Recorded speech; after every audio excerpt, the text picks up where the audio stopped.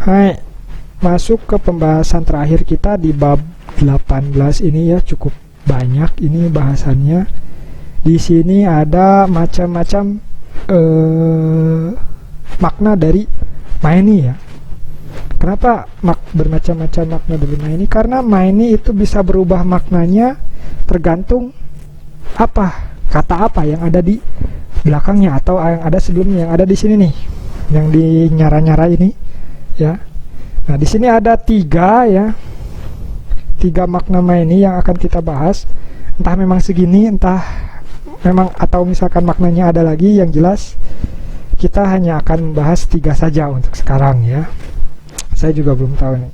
Entah saya nggak ada makna maini yang lain ya. Kalau misalkan ada, silahkan boleh di komen atau misalkan kasih tahu saya gitu ya.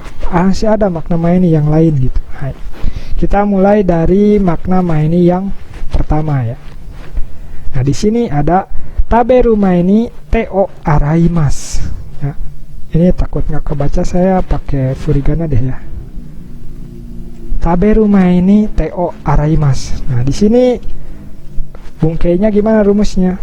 Doshi ya. Doshinya bentuk jishokei atau bentuk kamus ya. Doshi jishokei plus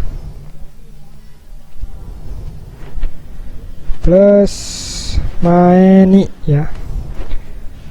Doshi jishokei plus maeni. Ketika sebelum maeninya itu adalah doshi jishokei ya, karena memang harus jishokei ya, ini rumusnya. Itu maeninya itu akan berarti sebelum ya. Artinya jadi gimana ini kalimatnya? Kita artikan sebelum makan ya. Jadi sebelumnya kasih sebelum makan ya. Teo araimas, mencuci tangan, seperti itu ya. Jadi makna mainnya itu adalah sebelum ya. Ini juga sebelum. Kemudian kita maju ke makna yang kedua. Nah, di sini nih yang rada ribet ya. Rumusnya apa? Nah, di sini ada kalimat kyoshitsu no mae ni sensei ga imasu. Berarti rumusnya itu meishi ya. Bilang apa-apa meishi ya. Nah, kalau misalkan di belakangnya meishi itu harus ditambah partikel no ya. Awas, ini yang harus dicuy ya, atau ditekankan, harus ditambah partikel no. Mae ni ya. Meishi no mae ni ya. Nah, ketika di sini belakangnya meishi itu harus ditambah partikel no. Nah, untuk meishi juga ya, kita di sini akan bedakan jenisnya ya. Satu, ada meishi benda asli gitu. Maksudnya meishi benda asli itu gimana? Untuk meishi benda asli itu contohnya misalkan tsukue yang ada wujudnya gitu.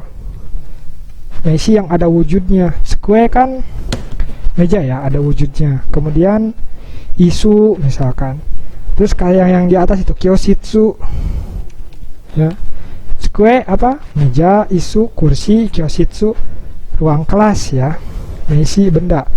Ada juga meishi yang abstrak, yang tidak ada wujudnya. Misalkan meishi kata kerja golongan 3 ya, itu nggak ada wujudnya, nggak ada bendanya. Maksudnya meishi kata kerja golongan 3 itu apa yang saya maksud? Kayak benkyo, belajar ya, undo, olahraga, soji yang tadi ya, bersih-bersih, itu kan bersih-bersih, bentuknya nggak ada gitu. Atau misalkan meishi situasi kayak ame ya, hujan gitu, gempa ya, atau jishing gitu, atau gempa dan sebagainya ya. Itu makna maeninya itu akan tergantung dari dua meishi ini gitu. Kalau sebelumnya itu meishi satu ya, meishi satu, meishi benda, maka makna maeninya itu akan menjadi di depan, ya. Seperti contoh kalimat yang ada di sini. Kyoshitsu no mae ni sensei ga imasu. Artinya apa? Di depan kelas ada sensei, ya. Nah, kalau yang ini gimana contohnya? Yang Meiji 2, ya. Kalau Meiji 2 itu artinya akan sama dengan yang A, artinya sebelum, ya. Artinya akan menjadi sebelum, ya. Misalkan Benkyou no mae ni oinori o shimasu. Artinya apa? Sebelum belajar jadinya. Ya. Jadinya sebelum belajar. Bukan jadi di depan belajar, ya, enggak. Ya. Sebelum belajar membaca doa, ya. Nah, jadi untuk yang B itu kita harus bisa membedakan jenis Meiji-nya. Ada Meiji 1 di sini atau Meiji benda. Ada juga Meiji yang kata kerja golongan 3, ya, Benkyou, Undo, Shoji, Ai dan sebagainya. Ada juga Meiji yang keadaan tuh, Ame, Jising, apalagi ya, Taifu misalkan, ya, yang bencana-bencana kayak gitu. Itu artinya akan menjadi sebelum, ya. Hati-hati, ya, sama dengan yang A. Kemudian yang terakhir, ya, di sini ada contoh kalimat ichijikang mae ni kaerimasu, ya. Di sini ichijikang itu apa? Kikang, ya, kikang atau periode waktu, ya. Awas, kita harus bisa membedakan waktu dan periode waktu atau biasanya disebut jangka waktu, ya. Oke, maaf terjeda, ya. Ada yang mau laporan dulu ngumpulin PR tuh. Hai, jangka kikang, jangka waktu. Itu kita harus bisa membedakan jangka waktu dan waktu, ya. Waktu itu misalkan itu jam 1, jam 2, jam 3 itu waktu. Sekarang jam berapa? Jam 1. Nah, itu waktu. Kalau jangka waktu itu 1 jam. Jadi kita harus bedain jam 1 dan 1 jam. Kan nggak mungkin sekarang jam berapa 1 jam. Itu kan nggak mungkin, ya. Alah, laporan lagi. Hai, lanjut lagi, ya. Sampai mana tadi? Aduh, ini sih ada yang laporan Sukudai. Hai, untuk makna maeninya sendiri di sini. Nah, ini yang biasanya salah itu ketika kikang atau jangka waktu ditambah maeni itu tidak perlu ada tambahan partikel, ya. Maeni itu tidak perlu ada tambahan partikel. Awas, ya, biasanya suka salah pakai no, ya. Itu enggak ada, ya. Untuk maknanya sendiri, ya, yang tadi itu sebelum, yang B ada yang depan, ya.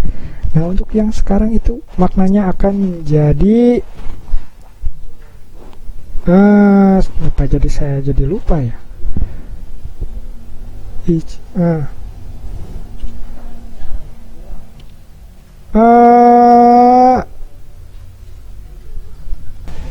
Yang lalu, ya. Gara-gara terganggu yang laporan PR jadi lupa. Yang lalu, ya, maknanya itu yang lalu, ya. Jadi untuk arti kalimat di atas, ichijikang mae ni kaerimashita, 1 jam yang lalu sudah pulang. Yang lalu, ya. Kita contoh satu lagi lah, ya. Ichinen mae ni kekkon shimashita, 1 tahun yang lalu telah menikah, ya.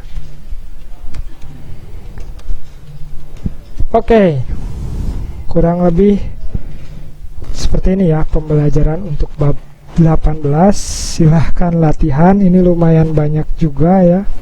Silahkan latihan untuk membuat reibung. Nanti Kalau yang online juga yuk kita bahas apakah ada yang kurang mengerti atau tidak. Bagi yang nonton ini, yang lainnya boleh nanya juga di komen dan lain-lain. Silahkan ya, nanti saya insya Allah jawab ya. Oke, terima kasih. Mungkin untuk pembelajaran bab 18 ini kita cukupkan sekian. Mohon maaf apabila banyak kesalahan.